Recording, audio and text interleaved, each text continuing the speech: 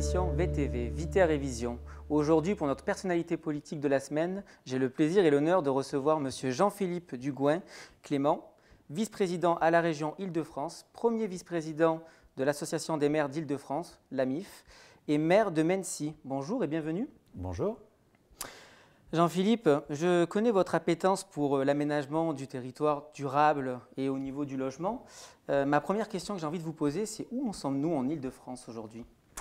L'Île-de-France, c'est une région extrêmement particulière. Il n'y a pas de comparaison possible dans le pays. C'est une région qui, contrairement à ce qu'on imagine, déjà est plutôt vertueuse. C'est le premier point que je voudrais donner. L'Île-de-France, pour vous donner quelques chiffres, c'est 19% de la population française. C'est le moteur économique de ce pays. C'est avec 32% presque du PIB national. Et c'est 3% des espaces artificialisés en France. C'est-à-dire que paradoxalement, l'Île-de-France, c'est une région qui fait face à beaucoup de difficultés, mais qui est relativement peu artificialisée. Et de ce point-là, quand on parle d'aménagement durable, qui est plutôt vertueuse. Après, on est sur une région qui fait face à des enjeux extrêmement lourds en termes d'aménagement, en termes de logement, puisque c'est une région qui a pratiquement doublé sa population en 80 ans. Après-guerre, en 1946-47, l'Île-de-France, c'était 6 700 000 habitants. On est aujourd'hui à 12 300 000 habitants. Je vous laisse faire le calcul. C'est une région monde, c'est une métropole mondiale. Vous savez, la France comprend un certain nombre de grandes métropoles qui sont des métropoles européennes. La métropole lilloise, la métropole lyonnaise, la métropole niçoise, j'en passe. Mais une métropole de taille mondiale, c'est plus de 10 millions d'habitants. Et donc, dans ce concert des pays, dans ces concurrences exacerbées, au fond, l'Île-de-France est la locomotive du pays. C'est une région qui doit faire face, d'une part, à une concurrence mondiale. On est en confrontation avec le Grand Londres, avec le Grand Barcelone, avec le Grand Moscou. C'est une région qui doit garder une attractivité et garder une attractivité, ça passe par une complétude de qualité de vie. On aura l'occasion de revenir dessus. Et c'est une région qui doit faire face à une croissance démographique et économique qui se poursuivent. Bien mesurer que notre région, l'Île-de-France, c'est 50 000 habitants supplémentaires chaque année, essentiellement dû d'ailleurs au solde démographique, parce que le solde migratoire est un petit peu différent, mais c'est 50 000 franciliens de plus chaque année.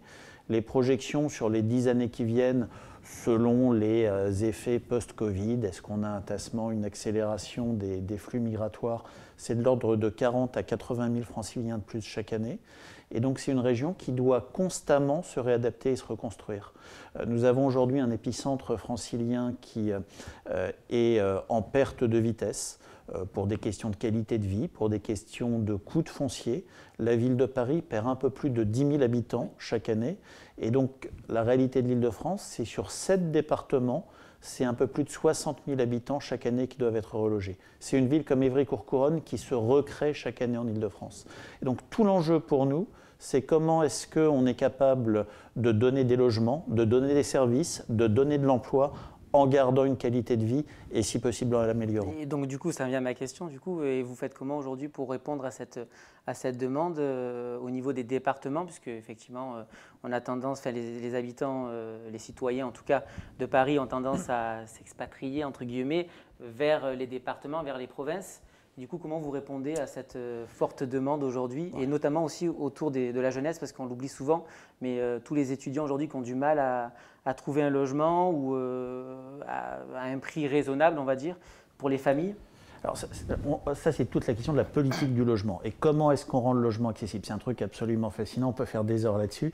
Mais c'est vrai que l'Île-de-France a eu depuis 30 ans un éloignement de l'épicentre, pour des questions souvent de capacité à acheter, pour des questions de prix du foncier ou de capacité à louer. On voit le phénomène migratoire interne qui se fait de Paris à la petite couronne, de la petite à la moyenne et de la moyenne à la grande. On a, avec un aménagement du territoire qui a été fait, qui n'a plus été fait dans ce pays depuis 40 ans, aujourd'hui une vague migratoire qui se fait vers les grandes capitales régionales desservies par les LGV.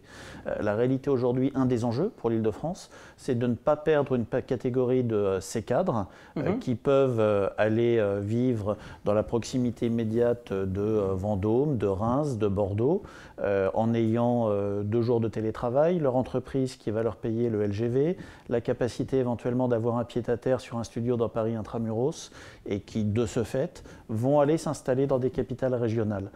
Et où le risque pour l'Île-de-France, très clairement, c'est d'avoir une paupérisation de l'Île-de-France si on n'est pas capable de donner une attractivité, de garder une attractivité pour ces personnes-là. C'est d'avoir une région qui connaisse un grand écart entre des populations de plus en plus pauvres qui s'éloignent de l'épicentre, des populations extrêmement riches qui restent sur l'épicentre. Et puis, ce n'est pas non plus une solution pour ces capitales régionales. On voit bien le phénomène à Bordeaux. Les manifestations qu'il y avait eu il y a quelques années contre les Parisiens, parce que quand vous avez des Parisiens qui massivement arrivent dans une capitale régionale, vous contribuez aussi à faire exploser le prix du foncier et à avoir des primo-habitants qui ne peuvent plus se loger. Alors, sur la question de la maîtrise du prix du foncier et de l'accès au logement, c'est un sujet fondamental. Le problème, c'est que la politique du logement, elle a été très faible ces 10 dernières années et quasiment inexistante ces 5 dernières années. On assiste, c'est vrai en Île-de-France, mais on le retrouve dans toutes les grandes métropoles, à une explosion et un incontrôle des prix de manière complète. Oui. Alors, on a toute une série d'actions sur lesquelles on travaille. À l'échelon régional, il faut bien mesurer que les compétences régionales ne donnent pas de pouvoir d'interdiction ou d'imposition. On peut travailler au travers du SDRIF, le schéma directeur de la région Île-de-France, dont nous lançons la révision, qui est coétabli entre la région et l'État, qui va fixer les règles du jeu, c'est-à-dire qui va déterminer où est-ce qu'on peut construire, comment on peut construire. Voilà, on fixe les règles du jeu et on fixe ce que devront respecter les communes et les intercommunalités dans leur SCOT et dans leur PLU. Et puis, on va également intervenir financièrement au travers d'un certain nombre d'outils. Par exemple, on vient de signer, il y a de cela 10 jours, une convention avec l'État pour soutenir, renforcer les financements sur le logement étudiant et le logement des jeunes actifs. C'est un engagement qui est pris avec des financements État-région qui doivent permettre sur les 5 années qui viennent, chaque année, de financer 4 600 logements étudiants et presque 2 000 logements en résidence jeunes actifs.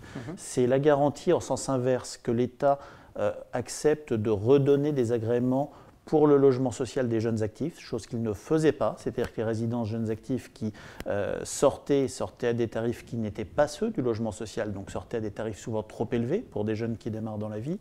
Et sur les résidences étudiantes, où jusqu'à maintenant, au niveau national, on ne pouvait avoir d'agrément de logement social de l'État que sur du PLS ou du plus, c'est-à-dire les logements sociaux les plus chers.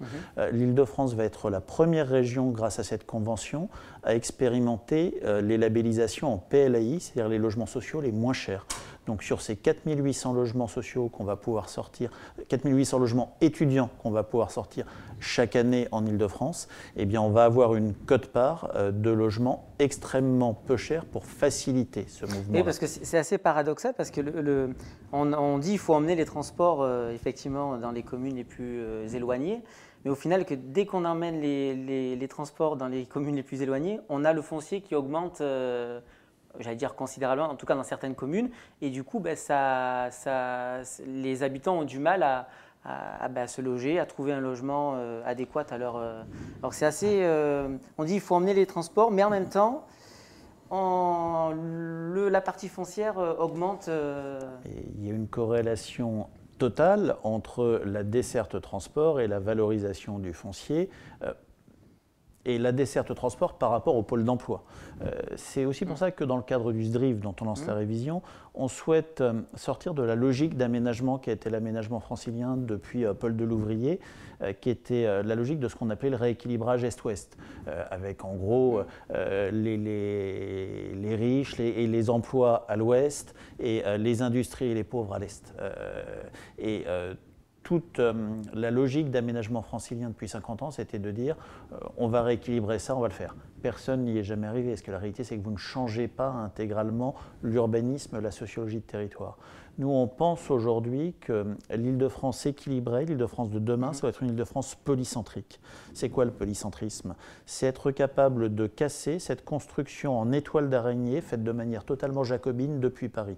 Regardez, aujourd'hui, on est une région qui est congestionnée parce que les axes de transport routier, de transport en commun vont en étoile depuis Paris. Le Grand Paris Express, c'est un petit peu casser ça, en créant cette espèce de métro périphérique.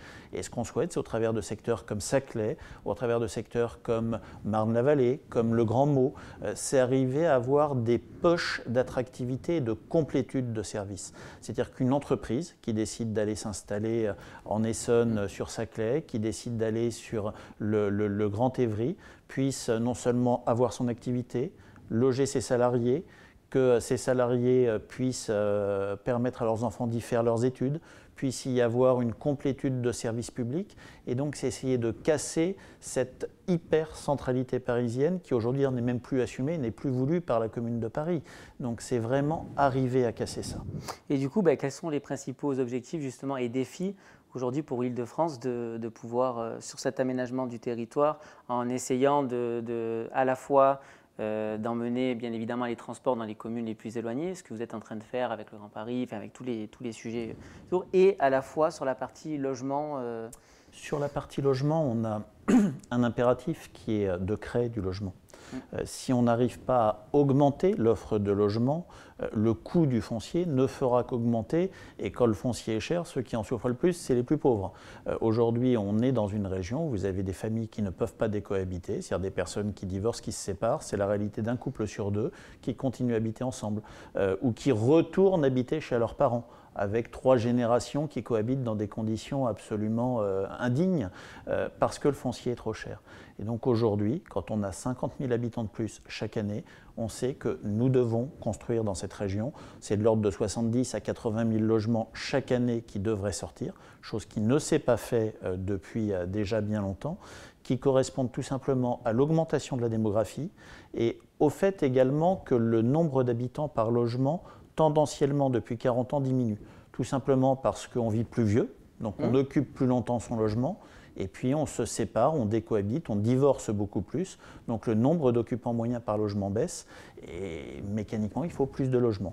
Vous rajoutez à ça une quote-part de logements qui sont insalubres, inadaptés, qui sont des passoires thermiques totales et qui ne sont pas rénovables dans un certain nombre de cas, on a besoin de soutenir cette offre de construction. C'est ce qu'on fait au travers de toute une série de politiques incitatives financièrement. Donc première chose, créer un choc sur l'offre. Vous savez, c'était ce choc de l'offre qui était promis au début du quinquennat et qui n'a jamais eu lieu. Et puis la deuxième chose, le prix de sortie d'un logement, dont découle le montant du loyer derrière. C'est la corrélation entre 2 facteurs. Le coût de la construction. Et le coût de la construction, la réalité, c'est que vous pouvez un petit peu massifier, l'industrialiser, même si quand on parle de logement, c'est un terme absolument monstrueux et qui aboutit aussi à des aberrations. Mais le coût de la construction, il va en augmentant. Pour des raisons très louables, très vertueuses, mais on impose chaque année des règles supplémentaires en termes de qualité de construction. On est passé de la RT 2012 à la RE 2020. La RE 2020 à 26, 28 va aller en se durcissant. Et tout ça, c'est des choses qui augmentent le coût de l'acte de construire. Donc on a ce premier facteur, en fait, qu'on maîtrise assez peu et qui va aller en augmentant. Et puis on a un deuxième facteur qui constitue le prix final, c'est le prix du foncier. À quel prix est-ce que vous achetez le foncier? Et si nous ne sommes pas capables aujourd'hui au niveau de l'État, parce que c'est là où ça se joue, d'imposer une limitation sur cette espèce d'enchère permanente sur le prix du foncier dans les zones hyper tendues comme en Île-de-France, on peut dire ce qu'on veut, faire ce qu'on veut. La réalité, c'est qu'on continuera à avoir des prix qui augmentent. Alors, limiter le prix du foncier, ça passe par 2 axes. Le premier, c'est le foncier public. Il est profondément inadmissible que l'État, que des grandes entreprises d'État ou des collectivités mettent des terrains en vente aux enchères. Parce que quand vous avez une vente aux enchères sur un terrain, que vous avez 80 promoteurs qui se positionnent dessus, celui qui va acquérir le terrain, c'est celui qui va payer le plus cher. Et celui qui paye le plus cher en bout de course, ce n'est pas forcément celui qui va faire le logement de meilleure qualité. En tout cas, ça ne sera pas le logement le plus accessible. Donc nous, on plaide énormément pour que les collectivités, les pouvoirs publics, quand il y a des cessions de terrain, vendent à prix fixe et vendent sans faire de marge. C'est le modèle, par exemple, de l'établissement public foncier d'Île-de-France, que je préside. Chaque année, on achète pour 500 millions d'euros de terrains, on les revend et on les revend à prix coûtant. L'objectif, c'est un outil de remembrement, mais on ne fait aucune marge. C'est de remettre des terrains à des prix raisonnés à disposition. Et puis la deuxième chose sur laquelle à mon sens, pour le coup, je ne parle pas forcément au nom de la région aujourd'hui, mais en tout cas c'est quelque chose pour lequel je plaide énormément, je pense qu'on doit aussi avoir un encadrement des prix du foncier sur les ventes du foncier privé. Parce que la réalité, c'est que quand on a des enchères qui montent à des niveaux de revenus qui sont totalement indécents par rapport à des terrains privés, sans être dans la spoliation, on pourrait parfaitement, au travers de systèmes de surtaxation une fois qu'on a dépassé certains prix, ou alors au travers de droits de préemption renforcés à destination des collectivités ou des établissements publics fonciers, mettre une barrière, un clapéo au-delà d'un niveau où on ne peut pas avoir des politiques publiques où on finance le logement à coût de politiques publiques, l'État, la région, etc., pour permettre uniquement un hyper-enrichissement d'un tout petit nombre au-delà de tout niveau de décence. Et pour le coup, Jean-Philippe, du coup, quels sont alors aujourd'hui ou demain plutôt les enjeux de demain justement sur toutes ces questions d'aménagement, logement pour l'Île-de-France? Les enjeux de demain, c'est comment. Ça n'est pas de dire qu'on ne construit plus, c'est de dire qu'on construit mieux et qu'on construit différemment. Vous savez, on a eu une convention citoyenne qui a abouti à ce qu'on a appelé la loi 3C, qui a d'ailleurs été quelque chose d'extrêmement frustrant, parce que la convention citoyenne, ils ont fait des propositions, au bout de course, il y en a moins de la moitié qui sont reprises, mais peu importe, passons. Et il y en a une extrêmement importante qui était de dire le zéro artificialisation nette. Et on a jeté ça dans les médias, et souvent les gens ont compris zéro construction. Zéro artificialisation nette, c'est pas ça. C'est de dire on ne construit plus ou moins sur des terres naturelles pour préserver les champs et les forêts. À l'inverse, ça veut dire, comme la population augmente, il y a des régions où les populations diminuent, mais ce n'est pas le cas de l'Île-de-France et ce n'est pas le cas de la France.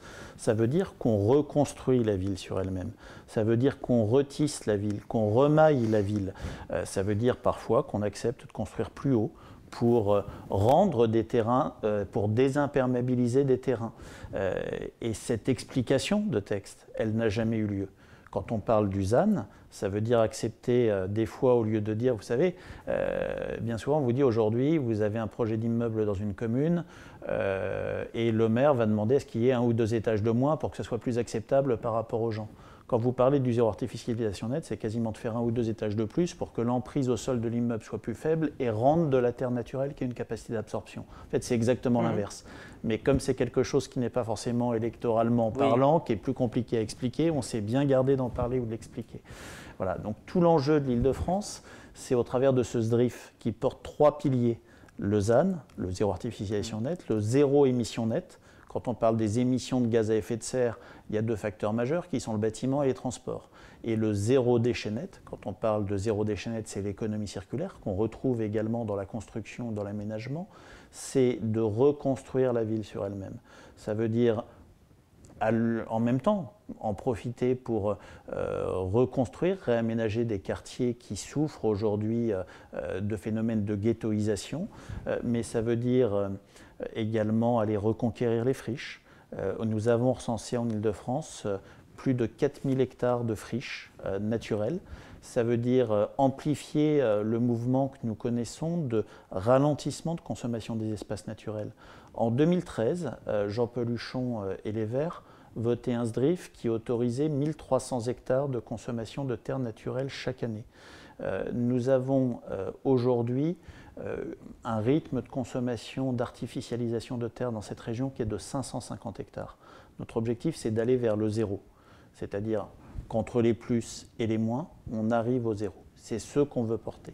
Mais pour le faire, ça veut dire aller reconquérir des friches, c'est-à-dire des terrains déjà artificialisés, abandonnés, qui peuvent être réutilisés, d'anciennes industries. Ça veut dire également reconquérir, c'est vrai, on a aujourd'hui des quartiers entiers, des milliers de mètres carrés de bureaux qui sont inutilisés. C'est aller les reconquérir, aller les transformer en logements. On va avoir une question aussi majeure sur la recomposition urbaine des zones commerciales. On a énormément de zones commerciales aujourd'hui qui sont totalement artificialisées, avec des centaines d'hectares de parking, et où paradoxalement la part de bâti est assez faible. En fait, tout l'enjeu pour nous, c'est comment est-ce qu'on réinvente la ville, à la fois plus dense, à la fois plus humaine, à la fois plus désirable, et avec un impact carbone beaucoup plus faible. Un impact carbone beaucoup plus faible, c'est les modes de construction, c'est d'aller beaucoup plus vers le biosourcé, c'est d'aller vers un certain nombre de process de construction en circuit beaucoup plus courts. Ça n'est pas ne plus construire, ça n'est pas ne plus aménager, c'est le faire différemment. Justement, toutes vos réponses, Jean-Philippe, m'emmènent à ma prochaine question. Quel est le positionnement de l'Île-de-France sur le plan climat? Alors, sur le plan climat, on a poussé les choses assez loin. J'avais été amené sous la dernière mandature à présenter au nom de Valérie Pécresse un plan climat-énergie fixant des objectifs à 2030 et à 2050 avec une mobilisation de moyens extrêmement importants pour aller vers une région qui soit décarbonée, aller vers une région qui tende vers les énergies propres, vers les énergies renouvelables. Quand on dit une région décarbonée, c'est déjà une région qui, sur la question des transports, arrive à sortir du thermique. On poursuit l'objectif d'avoir une sortie totale du thermique en Île-de-France en 2040 et du diesel en 2030. C'est quelque chose qu'on a voté il y a de cela maintenant déjà 2 ans et demi. On voit l'accélération de ce mouvement qui se fait, mais on est sur quelque chose sur lequel on est extrêmement proactif. Et puis, au-delà de ça, vous savez, on a été amené il y a maintenant un peu plus d'1 an, 1 an et demi, à établir une première COP francilienne qui a abouti, qui a débouché sur 192 propositions, dont un certain nombre très concrètes ont été mises en œuvre sur la création de 100 îlots de fraîcheur. On a porté un plan vert qui, sur la dernière mandature, a permis de rendre aux Franciliens 600 hectares d'espaces naturels, de terres naturelles, d'espaces où se promener. Ça fait partie de ce qu'on porte, c'est un enjeu extrêmement fort. Et au fond, c'est ce qu'on porte dans la révision du SDRIF francilien pour faire un SDRIF environnemental, révision qu'on a démarrée au mois de novembre et qui réglementairement s'achèvera avant l'été 2024. C'est véritablement cette région zéro émission, zéro déchet, zéro artificialisation que nous souhaitons. Et c'est une région qui tout simplement, et je reviens encore une fois, dans un contexte de concurrence intra-français et extra-français, soit une région qui soit attractive, qui soit résiliente et qui s'adapte aussi au changement climatique. Quand on parle de construction, c'est comment est-ce qu'on a des constructions qui sont adaptées, permettent de faire face à des périodes de canicule qui maintenant reviennent de manière quasiment systématique, puissent en période hivernale faire face à des niveaux de pluie, de précipitation ou d'inondation qui restaient très occasionnels et qu'on retrouve de manière systématique. C'est comment est-ce qu'on repense l'ensemble des réseaux d'eau pluviale qui aujourd'hui ne tiennent plus. Parce que quand on parlait de pluie décennale ou de pluie vingtenale, c'est-à-dire qui arrivait une fois tous les 10 ans ou tous les 20 ans, maintenant c'est plusieurs fois par an. Les effets du dérèglement climatique, on les voit très clairement, très nettement. Et quand on parle de la lutte contre le dérèglement climatique, c'est la lutte contre la production de carbone. C'est cet objectif de zéro carbone qu'on porte, qui est absolument prioritaire et fondamental. Et je suis toujours un peu choqué quand même quand je vois que les nouvelles constructions, qu'on continue à mettre l'eau potable dans les toilettes, qu'on continue, qu'il n'y ait pas cette réflexion, c'est pas vous bien évidemment, mais qu'il n'y ait pas cette réflexion des promoteurs, des constructeurs de s'orienter vers de l'eau non potable, parce qu'on sait qu'aujourd'hui l'eau devient de plus en plus une denrée rare. Et je ne le vois pas ça encore dans les nouvelles constructions, je ne le vois pas encore arriver. Non, ou très marginalement. Voilà. Alors, il faut dire les choses telles qu'elles sont. Il y a eu, en l'espace d'une dizaine d'années, énormément de progrès ou de généralisation de modèles vertueux qui ont été faits sur la construction, avec, je pense, une prise en compte par beaucoup d'architectes, par beaucoup de bureaux d'études, par certains promoteurs de ces problématiques. Alors, généralement, les sujets sur lesquels on va avoir la plus grande massification de principes vertueux, on va les retrouver sur les procédés de construction, sur les matériaux utilisés, sur les procédés de déconstruction. Maintenant, on parle de déconstruction plutôt que de démolition. Ça change fondamentalement les choses. Déconstruire, c'est garder la possibilité de réutiliser, de donner une deuxième vie. Démolir, vous réutilisez pas grand-chose dedans. Donc, c'est quelque chose qui est important. On va le retrouver généralement sur les modes d'isolation, qui sont, quand on parle du zéro carbone, juste quelque chose d'essentiel, jusqu'où on est obligé de chauffer, qui vont porter sur les procédés de chauffage, sur les procédés énergétiques utilisés, La question de l'eau, c'est culturellement dans notre pays une question qui est assez ignorée parce qu'en fait, il n'y a jamais eu de besoin. L'eau, c'est quelque chose comme l'air qu'on respire, qui a toujours pas été gratuit, parce qu'on fait payer l'eau. D'ailleurs, on pourrait se poser la question, moi je suis pour la suppression du paiement de l'eau au-delà d'un certain point. C'est-à-dire, on ne fait pas payer l'air qu'on respire, pourquoi est-ce qu'on paye le minimum d'eau vitale pour chacun? Enfin, voyez, on pourrait se poser juste les eaux usées, parce qu'il y a un traitement derrière. Oui, mais si vous ne buvez pas, vous ne vivez pas. Oui, et à l'inverse, on vous fait payer l'eau que vous buvez. Donc, bon, on pourrait se poser cette question-là.